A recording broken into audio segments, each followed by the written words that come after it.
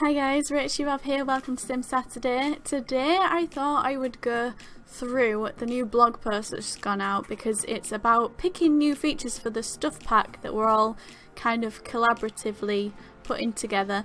And again, it kind of brings this whole idea of us crowdfunding a game we've already paid for. But this is just for the stuff pack. I don't know if this is pleasing the community or angering them at this point. It seems to be pretty divided. So this blog post kind of introduces it. It's by Sim Guru Graham. It says, "Hello Simmers, we've reached the most important moment in the development of this collaborative stuff pack project yet. Today you'll be participating in a vote to determine what new gameplay features could be included within this stuff pack." Could be. I don't like that wording. So it's like we're all kind of choosing. We're basically doing their job, and it's a really interesting concept that we get to choose it. It's one that's really nice to see and nice to be involved in, but at the same time there's the other angle of they're almost trying to make us have more empathy with their process and why they choose to put things in or not put things in, and also emphasize to us that you can't please everyone, which you absolutely can't. If you're new to this project and find yourself wondering what it's all about, because they've had previous rounds about this stuff pack, I'll direct you to the welcome post in Sim Guru Graham's corner on the official forums, and there you'll find the information on what this project is, how far into development we are, and the votes that fellow Sim players have already participated in. After you catch up, be sure to come right back here to cast your vote. So I'll put the link to this blog post in the description so you can read through, get any of those links you need, and do this particular voting process. In the time since the last vote, where you helped select 29 objects and 17 pieces of clothing for this pack, we've been buzzing here in the studios about what potential features we could include. With the stuff pack team gathered together in a room and a trusty whiteboard, we brainstormed all the potential gameplay features that came to mind that could work with our theme. In a brainstorm, there was no bad suggestions, just a torrent of ideas for us to sift through, and then here is one of their brainstorming sessions as an image on the blog post. As you can see, a whole bunch of initial possibilities came to mind. There's a lot to consider here. Some are tried and true favourites from past Sims titles, while others would be brand new to the series. Unfortunately, these ideas can't all move forward to the next step in our development process, where we write something that we call design blurbs, and a design blurb is just a short design that is only a few sentences in length. They exist to give the most basic idea of what we hope to accomplish. It isn't until later, when we write the full design, where all the details are added that make each feature truly special.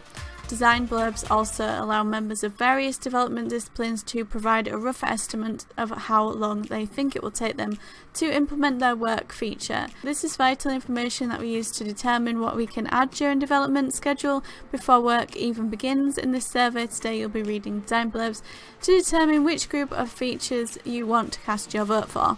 So again, while it is interesting, reading about this is also like passing responsibilities. I feel like if this game pack, stuff pack, like kind of bombs, it's the community's fault basically. Before we can write these design blurbs, our designers and producers collaborate to pluck out the ideas we think have the most promise to deliver a great stuff pack. Our philosophy for stuff packs is to provide features that complement both the overall theme and each other, and also take into account our development schedule allows enough time to deliver upon the promise of a proposed feature. It might be nice to give feedback on how they actually go about doing things as well, but I don't know if that's up for discussion. Then we consider what we are proposing to fill a unique niche that's currently lacking in The Sims 4. And that's where I think we have a lot of divided opinions. It's also important for us to select features in the stuff packs that can stand on their own. We recognise that there are many small quality of life additions that players request. They're generally a better fit as a supporting feature in a larger pack. Finally, we try to stay clear of features that we suspect a game pack or expansion might want to tackle in the future. In the future? with that perspective in mind, it was fairly easy to eliminate some features from the brainstorming right off the bat by knowing that they simply can't be done within a stuff pack. From what remained, we pushed our favourites forward using a mixture of design intuition and player feedback to determine what could be compelling additions. Some clear themes stood out to us, and you'll see those represented here in today's vote. Voting ends on June 26th. Oh my goodness, that's pretty soon, at 10 AM PT. Click here to access the survey. And then it tells us a little bit here. When the vote closes on Monday, we'll know a whole lot more about what this pack will be, but we still won't have the full picture. It's important to note that as we write the full designs for the winning features, that things have the potential to change. And there is talk about it all being fixed. I very much doubt that. I definitely could not see any member of the Sims development team ever allowing that to happen. Things have the potential to change, and they invariably will. We're confident we can deliver a fun experience no matter what the result in this feature vote of work still lies ahead of us. So I think, like, obviously within restraints and people above them, they can only go with what they're allowed to do in the end, inevitably anyway.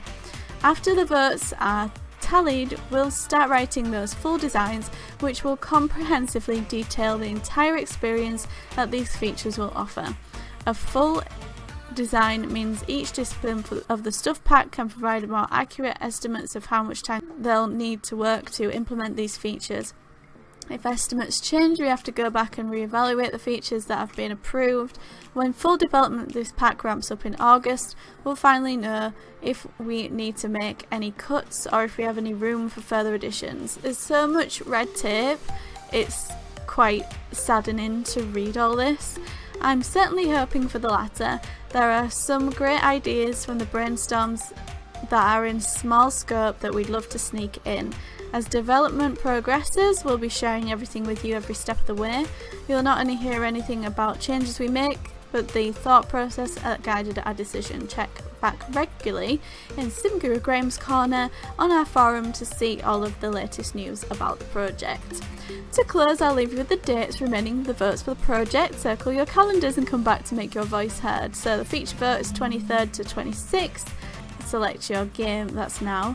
Pack icon vote, that's fun, I'm quite excited for that one. September 6th to 8th, oh my goodness.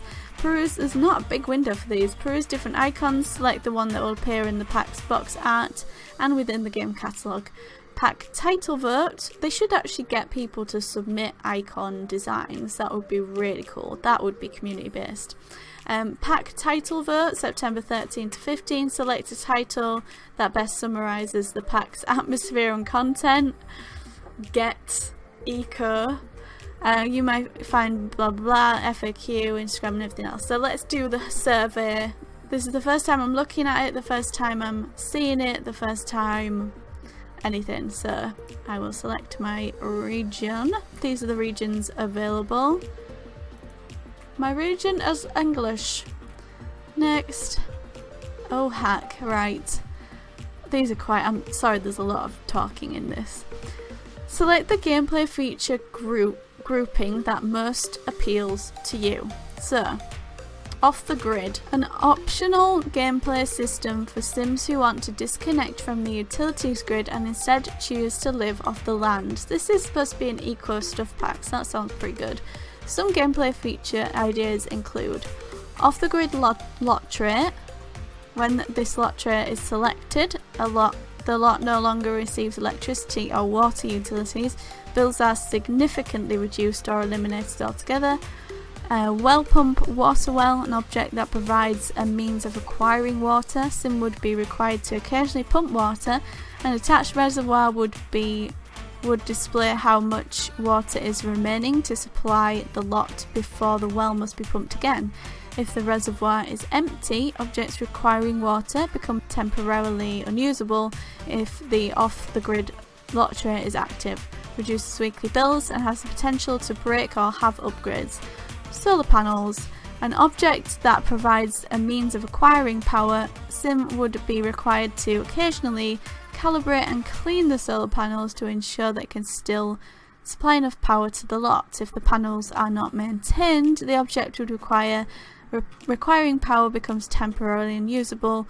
If the off-the-grid trait is active, reduces weekly bills and has the potential for upgrades, may look like a traditional solar panel or may appear to be a tree made of solar panels, will be a ground placeable object only. That's weird. Wind turbine, an object that provides a means of acquiring power. Sim would be required to occasionally calibrate and clean the wind turbine to ensure it can still supply enough power to the lot. The wind turbine is not maintained. This is just going to be like that. Sounds like they're going to just make the wind turbine and solar panel use the same scripting somehow. Then the object requires power, blah blah blah. Reduces weekly bills. May look like a tree. I like that one. Seems very SimCity-esque. I like it, but I feel like this end bit's put me off. Let's move to the next one.